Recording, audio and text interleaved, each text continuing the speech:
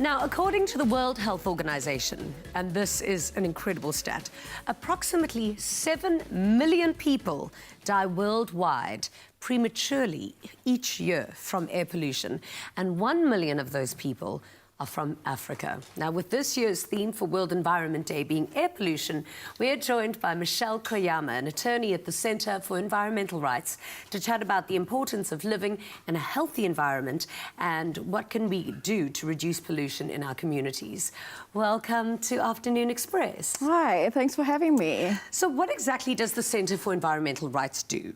Well, we're an activist group of activist lawyers that help communities and civil society organizations realize their rights to a healthy environment.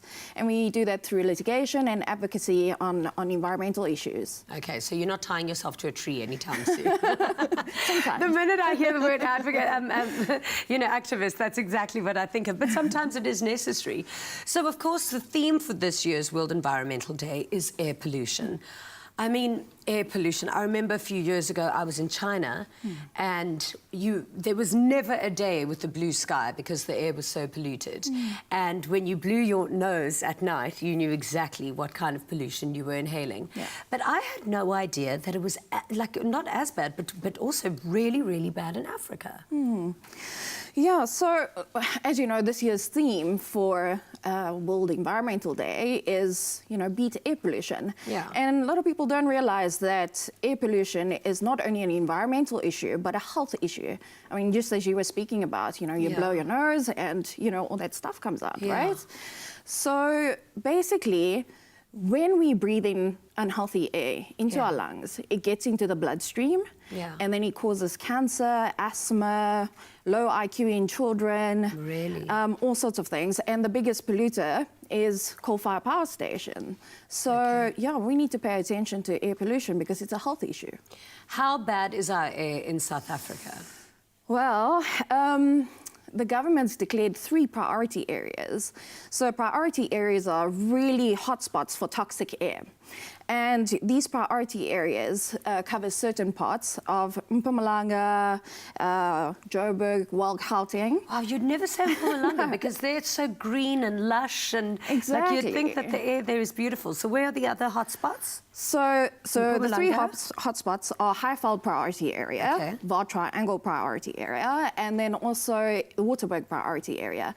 And some of the provinces that are covered is Free State, Northwest, Limpopo, Gauteng, Mpumalanga, and Mpumalanga region has about 12 coal-fired power stations, so and mines as well, which contribute to the unhealthy air. So what does it mean for people who live in those environments? Well, it's pretty bad because these areas were declared hotspot areas with a view of, putting a management plan in place so that you can improve the air quality. Have there been scientific studies that have shown that people who do live in those areas have suffered? Yeah, absolutely. So, as you were saying, 1 million people die every year as a result of outdoor air pollution.